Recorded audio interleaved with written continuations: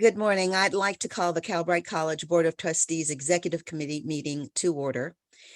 Today is October the 19th. It's a few minutes after, I'm showing 2 minutes after 11. And before the meeting gets started, I'd like the board liaison to review the meeting protocols and procedures. Good morning, everyone, and thank you for joining us. I am Terry Lucas, board liaison at Calbright College. You can follow our meeting agenda on Board Docs. The link can be found on our website, which is calbright.org/board. For attendees who wish to make public comment, please use the Q&A feature to address the board for up to 3 minutes. Public comment should be used to address today's agenda. A reminder that this board meeting is being recorded. Thank you. Thank you. Would you please call the roll? Hildegard Aguinaldo. Amy Costa. Here. Tom Epstein. Here. Jelena Grande. Here. Pam Haynes. Here. Jennifer Perry. And Bill Rawlings. Present. We have quorum, President Haynes. Thank you so much. Before we get started with my report, I'd like to know, is there any discussion relative to the order of the agenda? I don't see any hands raised, so I'm going to talk a little bit about our president and CEO. I had the benefit, and one of our other trustees, Tom Epstein, had the benefit of what I will call the dynamic duo presenting as a result of the Bay Area Council. And they were talking about the future of education. And I think the term dynamic duo is appropriate. And I'm going to point to a number of things that really got spoken to by both Eloy, and the dynamic duo is Eloy Ortiz Oakley, who is the former chancellor of the California Community Colleges system, and obviously Ajita, our president CEO. And these were very interesting questions, because these are the questions that we all have been talking about, both on the Board of Governors, but as well, very much so relative to Calbright and the work that Calbright has been doing over these last few years. And one of the first question out of the box was, what keeps you up at night? And Ajita mentioned something that I've been thinking of, and I think we all should be thinking of, and that is, we've gone through COVID, and there have been a number of lessons that have been learned as a result of COVID. Her response was, her greatest fear is taking our focus away from what we have learned during COVID, and that we shouldn't. And Eloy's comment was that we should not retreat from online, because our students have told us that they want online. Ajita affirmed that as well. One of the things that Eloy talked about, and it was a candid conversation about what the landscape looks like here in California.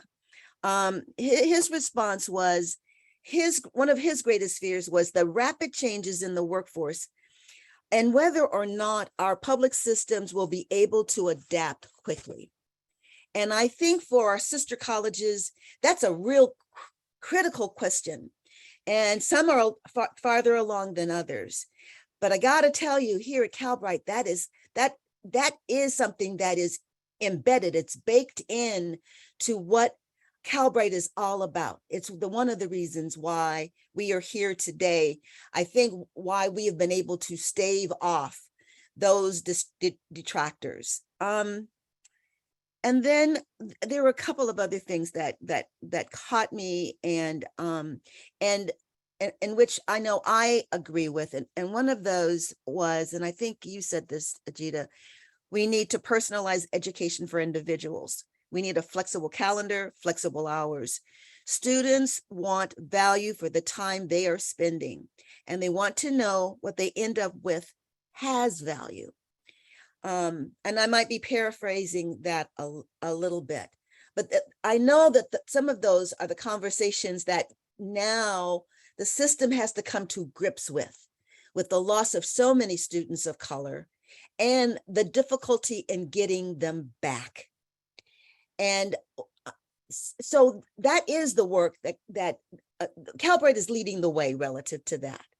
And I think what will happen, and what I'm hoping will happen, is that gets pushed out system-wide so that we all can be looking and working in tandem.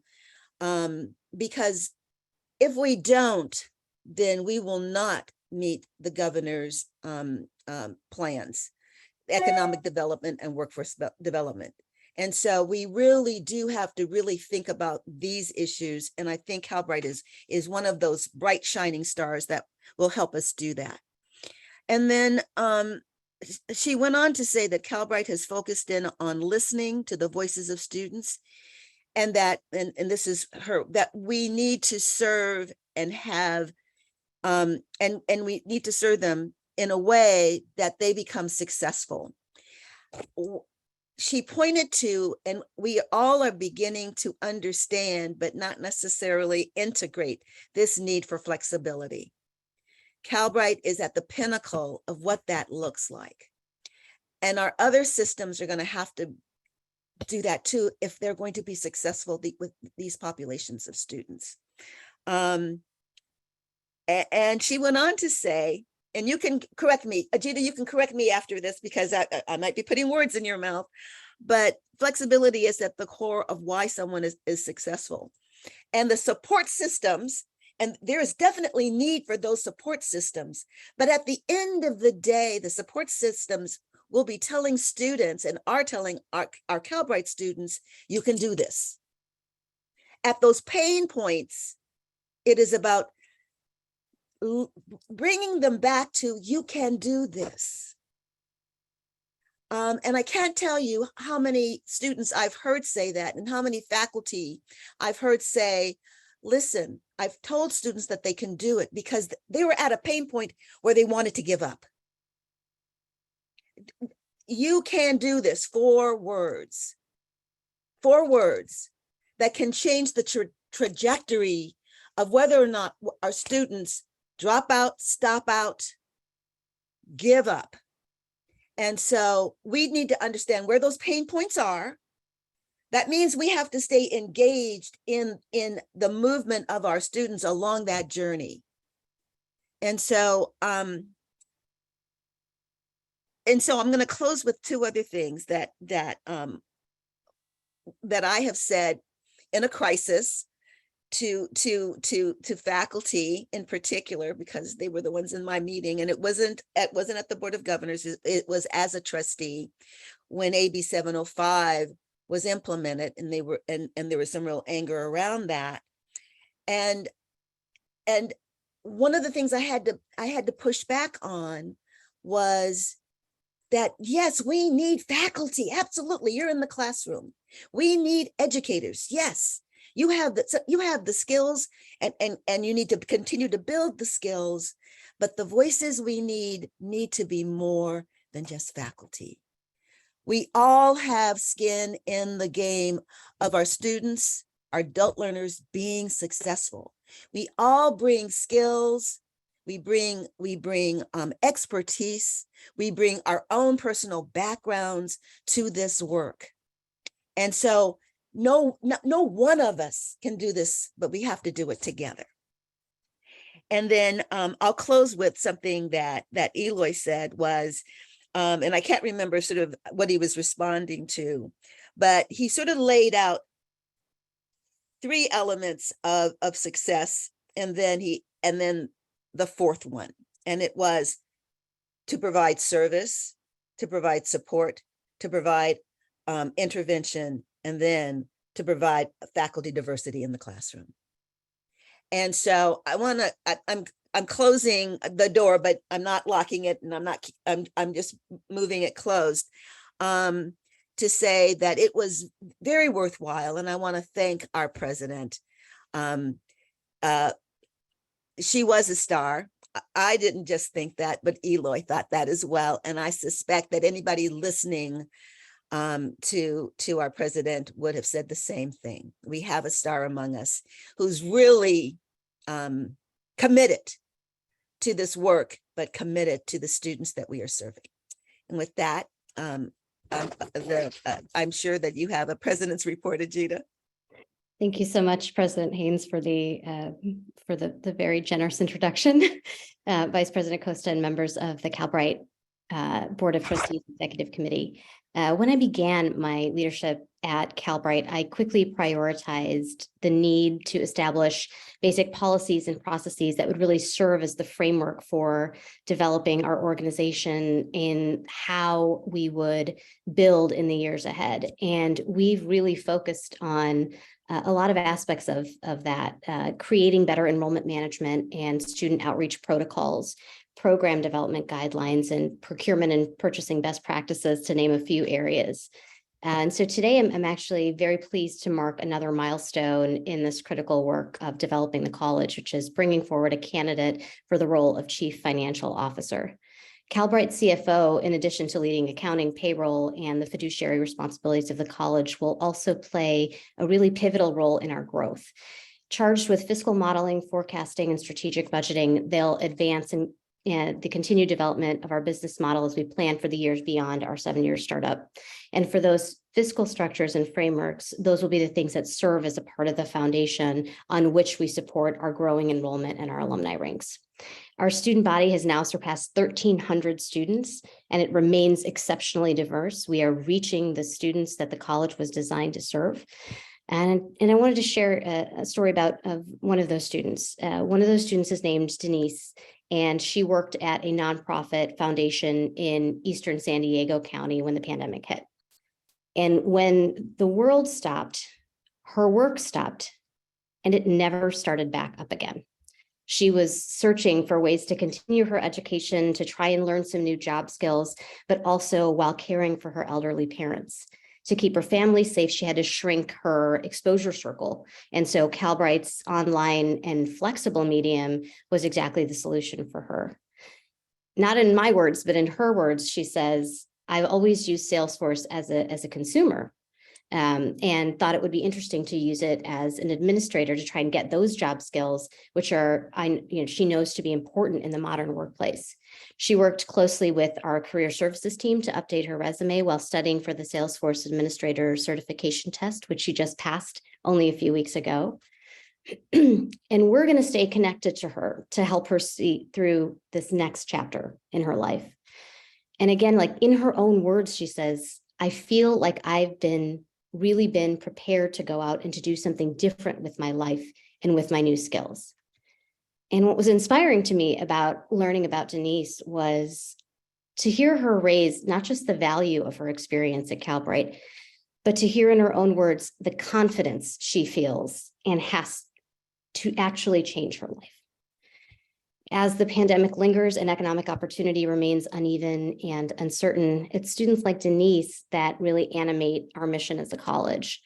Yesterday, as Pam glowingly mentioned, I had the opportunity to join former chancellor and new president of the College Futures Foundation, Eloy Oakley, and the CEO of the Bay Area Council, Jim Wunderman, a longtime advocate for us, for a conversation about the future of higher ed in California.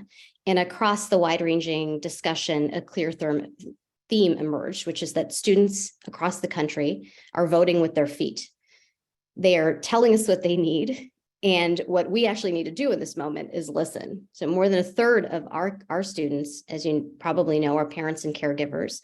More than 9 out of 10 are at least 25 years of old. They are brave and they are vulnerable for making the choice to return to school. Denise, the student that I just talked about, had been last in a traditional academic setting in 1984. Our students and millions of Californians need the programs that are going to be designed for them, for responding to their needs, programs that recognize their experience and skills. They also regularly tell us they need flexibility. 90% of the students that we surveyed in our annual student survey identified our flexible model, not just affordability or some of the other things that we think about, but the accessibility of what we were doing as the reason they selected the program, the reason they were happy with it. And they needed a welcoming environment that actually empowers and creates the conditions for them to learn and to move towards their goals. We know that California is the place where big ideas can come to life. And this model that we're building, a model for adult education and the process we've made, is a critical step forward in really advancing the equity and accessibility in our systems of higher education. So I just wanted to thank President Haynes once again, and this concludes my remarks. Thank you for those remarks. We're now going to move into closed session. We have 4 items in closed session on the agenda: conference with the labor negotiator, public employment, the chief financial officer, public employee discipline, dismissal, release, and public employee performance evaluation, president and chief executive officer. Before we go into closed session, is there any public comment on the item?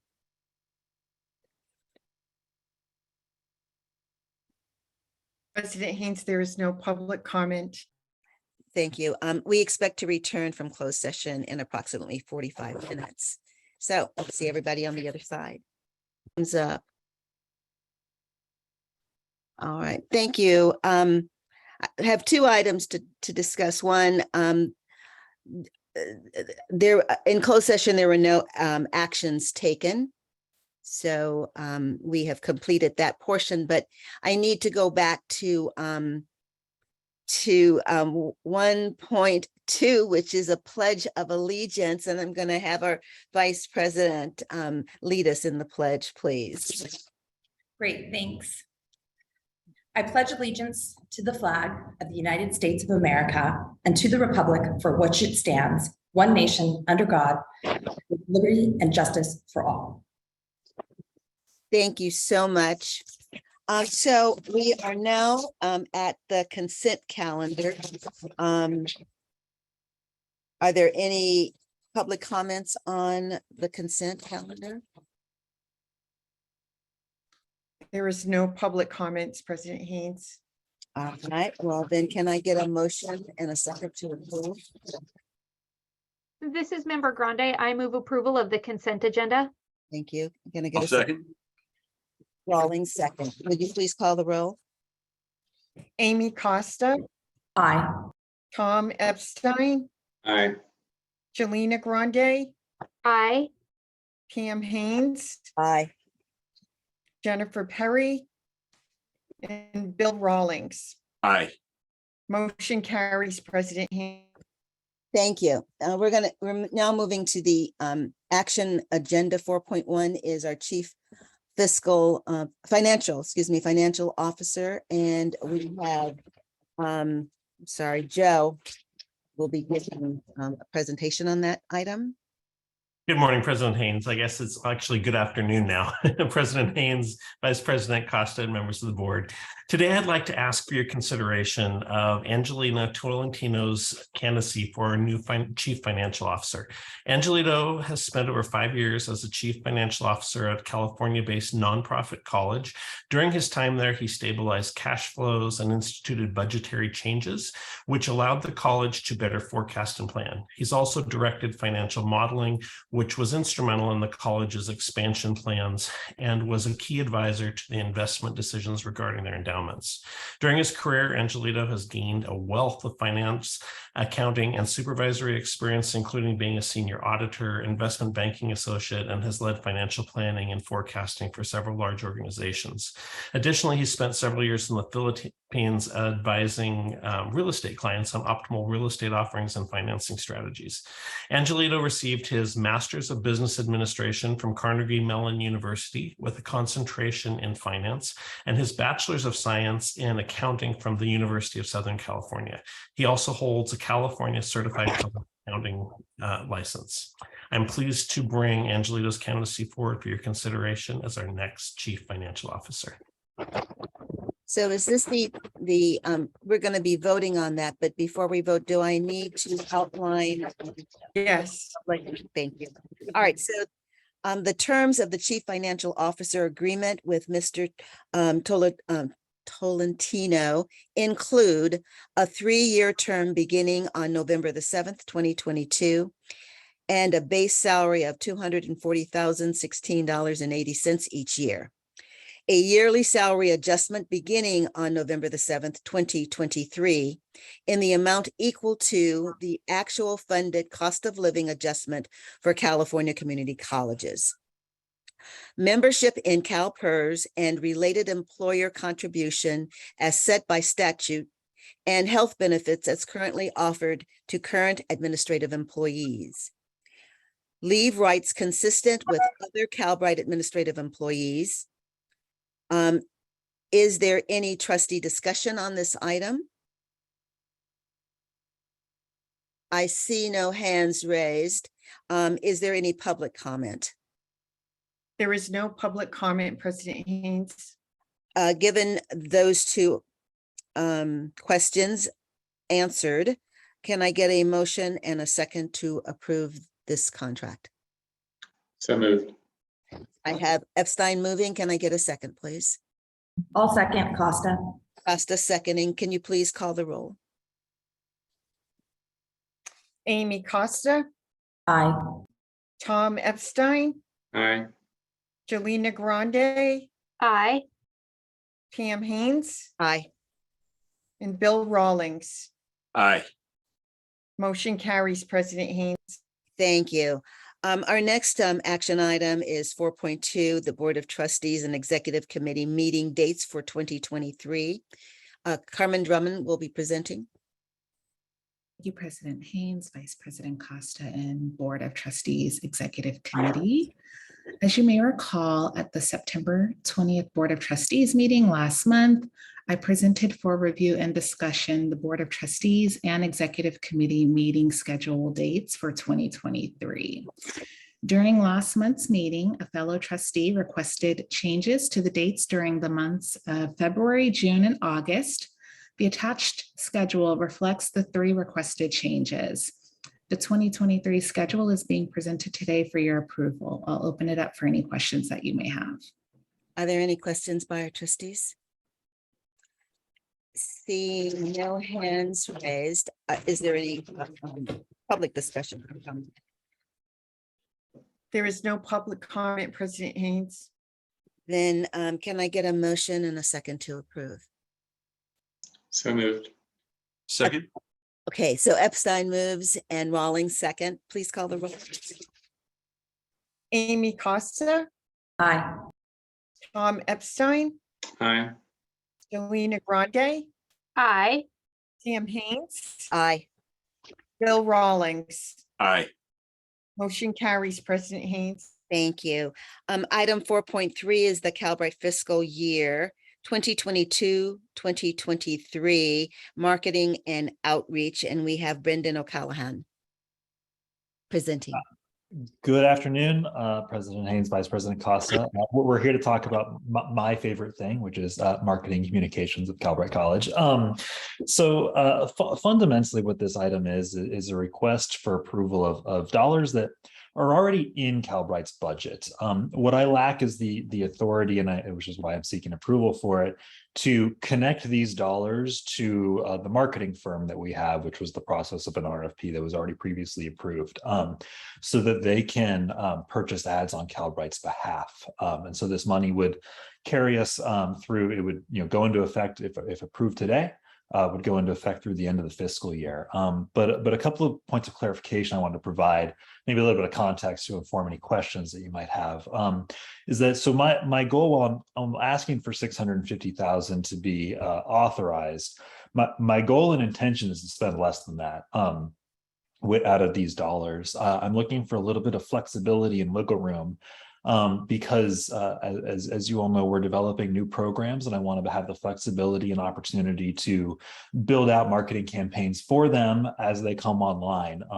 It's just the exact timeline. I think that we're confident that more will be coming online as we get into the second half of this fiscal year, but I just want to have the flexibility to move quickly should that be necessary.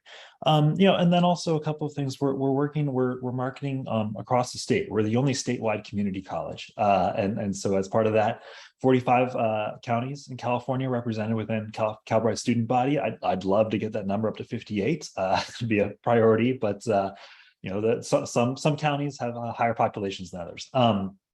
And then we're also need to invest in our startup period right now to identify the mediums, methods, and narrative that really resonates well with our student body. We're seeing really positive improvements, right? As President Menon mentioned, our enrollment has grown from this fiscal year alone, it's grown by about 250 students. So really seeing good growth. And along with that, we're seeing acceleration and good numbers in our completion numbers. We're about, I think, 40 completers in the first quarter of the fiscal year already. So really good numbers there too.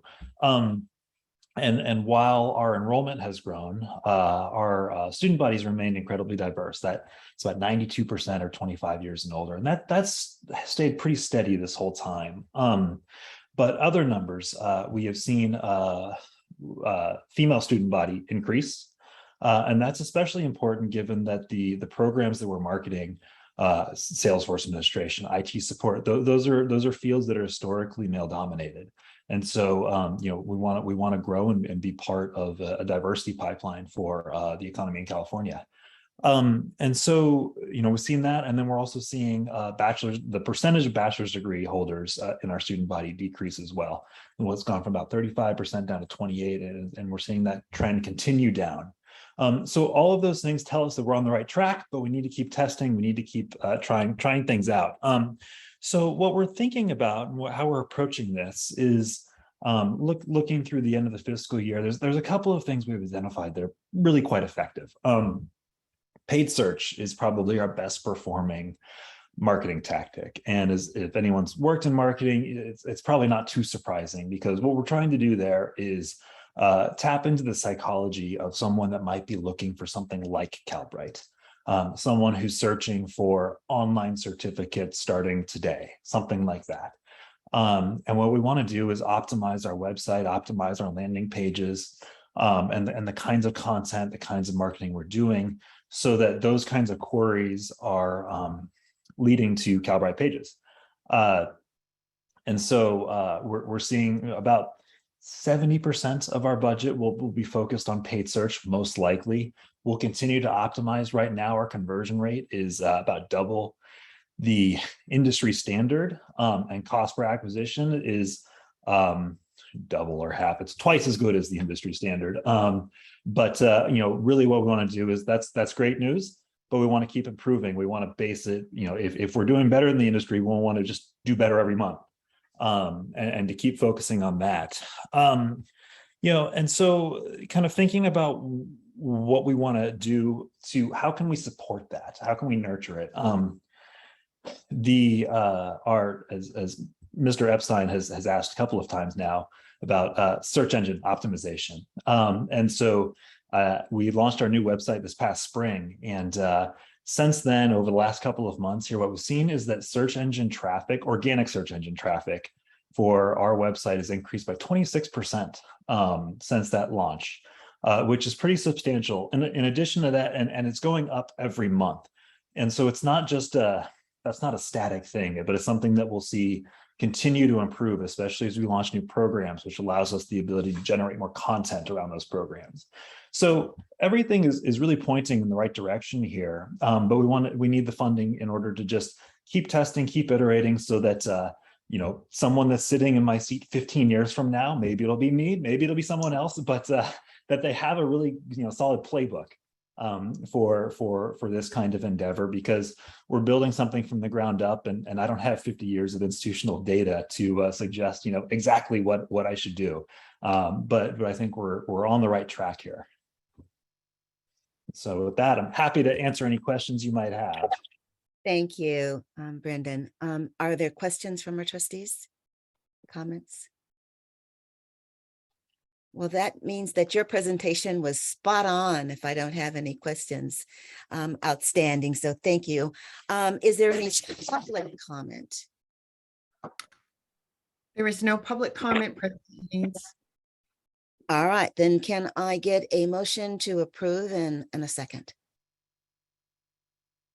So I'll move to moved. approve. No. So I heard Tom. Tom and Bill. Okay, we have Epstein and Rawlings. I give a motion and a second. Would you please call the roll? Amy Costa? Amy? Did you hear me, Terry? Aye. No, I didn't. Okay, Oh, thanks. sorry. Yeah, I'm a yes. Tom Epstein? Aye. Jolena Grande? Aye. Pam Haynes? Aye. And Bill Rawlings. Aye. Motion carries, President Haynes. Thank you. Item 4.4 is the Calbright Learner Data Plans and Devices, and we again have Brendan O'Callaghan presenting. All right, I'm back. So this one is a little bit more straightforward here, and really hats off to Justin Gatewood, our Director of Information Systems, for carrying this through. So T-Mobile has changed their data plan policies and allowed higher education institutions to basically have the cost of the per use data plan.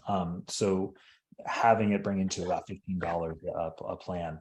And so this is integral into our lending library as students that don't have access to reliable Wi-Fi at home, or don't have access to a Chromebook or a laptop. We lend those items out.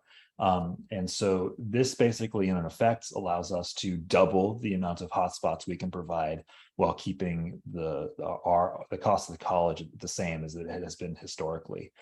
So really great progress for us. About 60% of our student body utilizes our lending library in some capacity. Some have just a Chromebook, some have just a hotspot, some have both. And so, it's a really valuable asset, something that we want to keep pushing and sharing with our students so they know it's available. So that is fundamentally what this item is. We just need, because it's a change in how we have been procuring these through T-Mobile, the vendor stayed the same, but we just need board approval since it exceeds the presidential authority limit. Thank you for that presentation. I see Trustee Rawlings has his hand raised. Yeah, thanks for this. So I run a laptop and hotspot loan program through my college. And we just went through this process. So kudos for getting a really great price on this to everyone. If I recall, we manage these through a partner organization that helps make sure that they get distributed and branded properly for us. Are they the ones that are going to be handling all of the day-to-day operation with it, or do we have staff ourselves that are handling these? So it's both. So it will continue through the vendor in terms of the actual distribution of them, getting them out and accepting them. So that will continue, and that's a separate component of this. That's not the T-Mobile item there, but this also comes with a mobile device management platform that will actually be able to go in and help support students that are using these platforms as well. So it's a little bit of both, in that we have internal staff that's actually helping with the user experience, but someone else is actually doing the physical mailing. All right, Trustee Epstein. Yeah, I don't have anything to say about this item, but I wanted to go back to the last item because it went by so quickly. I didn't have a chance to. I just wanted to give Brendan a shout out for, I think he's doing a great job. Those were impressive statistics, and I think the website looks really good. And just keep it up. I think that's really helpful in growing the student base. So thanks. Well, I appreciate it. Thank you, and hats off to my team too that does so much of this work.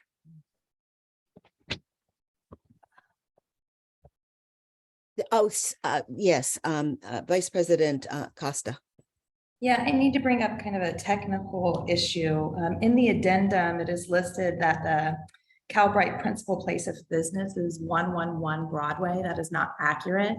So when we act upon this item, I think we need to make sure that the contract is updated to reflect the principal place of business for the college as it exists today.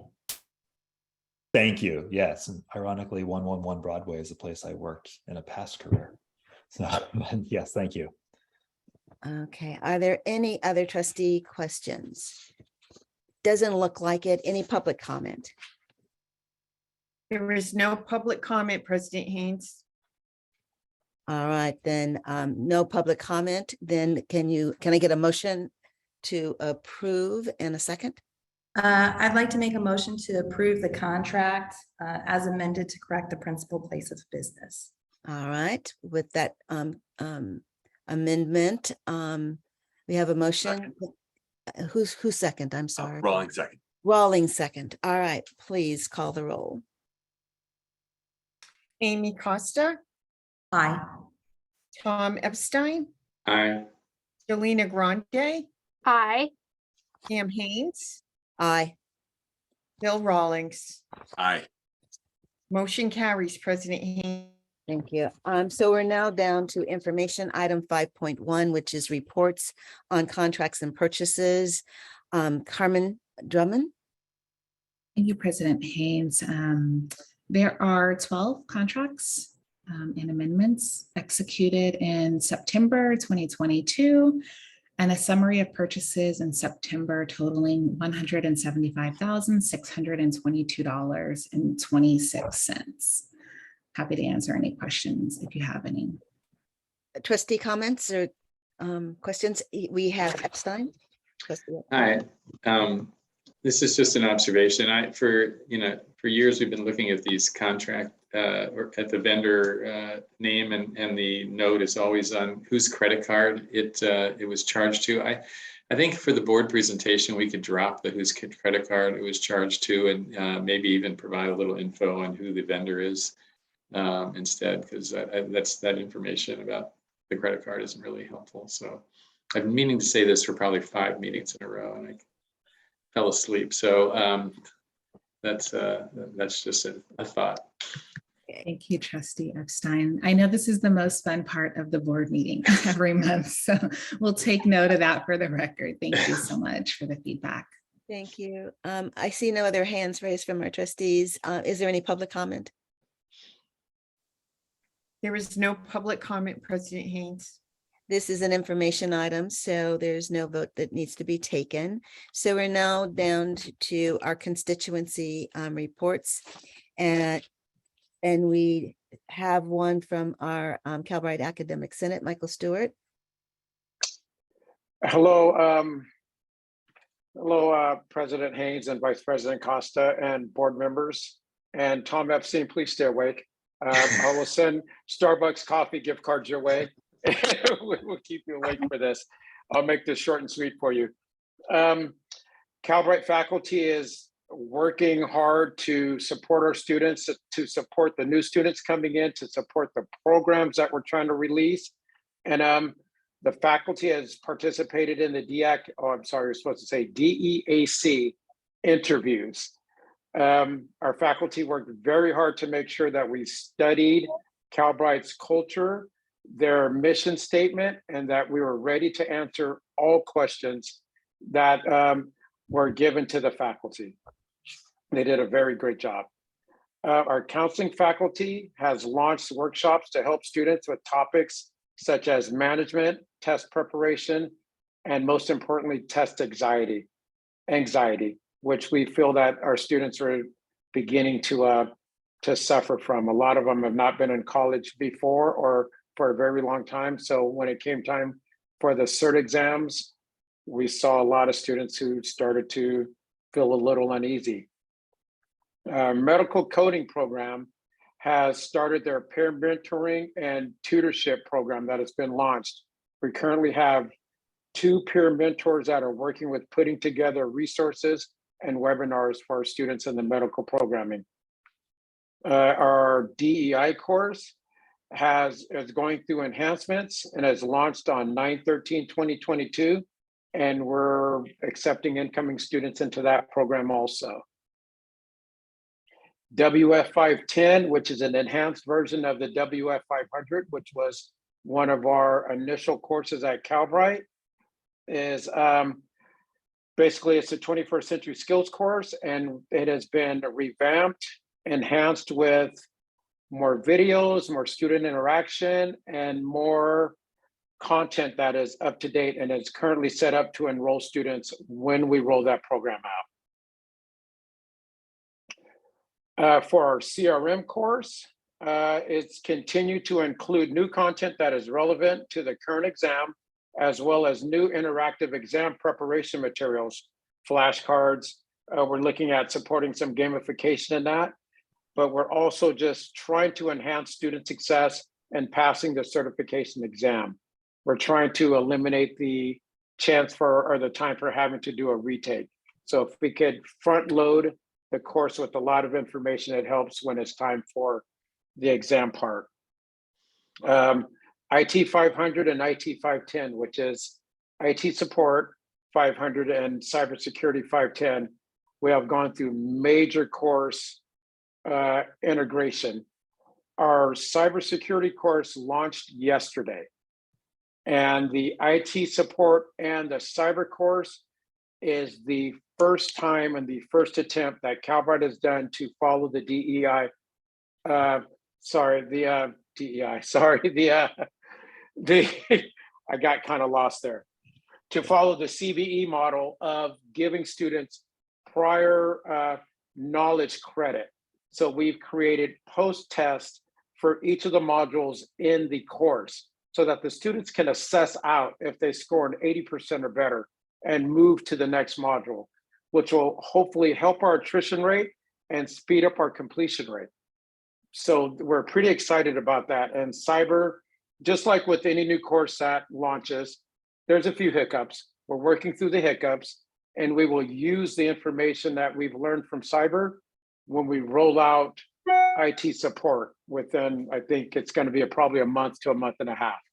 So those two courses now have labs. We have gamification in the courses. We have enhanced flashcards, but most importantly, they are current to today's standards, which our courses were falling a little behind just with the content. So our students are continued, like we said earlier, and like was told to you earlier, they're completing a lot faster now. We've gotten a hold of how to manage the students and to help motivate them to move forward. So we're pretty excited about that. CRM, cyber, and A+ students are all progressing, and we're helping them to create and to develop study sessions and materials that will enhance their learning ability for the exam.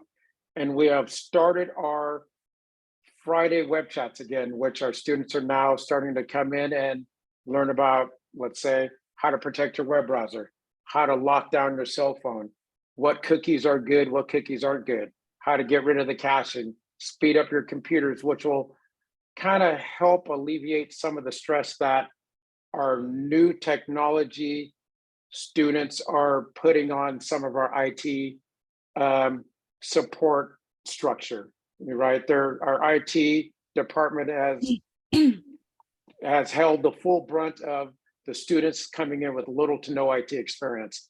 So if instruction can help them on the back end by having some of these webinars to show them how to take care of some of these entry-level problems, hopefully that would eliminate the need for that service ticket that we're experiencing. So as usual, Calbright faculty is working hard to support our students and help facilitate their needs. Thank you, and I'm open for questions if you guys have some.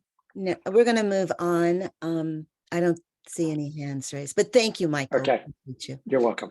All right, Haynes, so President Haynes, I'm wide awake and I'm determined to weigh in on every item. But I just want to thank Michael for that comprehensive report. That was very encouraging. And I also had the pleasure of meeting him yesterday in the flesh at the event that Ajita spoke at, and it was great to see somebody who's been so actively involved in the last year or so, and get to know him a little bit. So thank you. thank you, Member Epstein. We don't have a Calbright Faculty Association report, but it appears that we do have the CSEA representative, Anya Elder. We don't have a report for this month. All right. Well, thank you so much. Appreciate that. Then that moves me to ask if there's any members of the public that wish to be heard?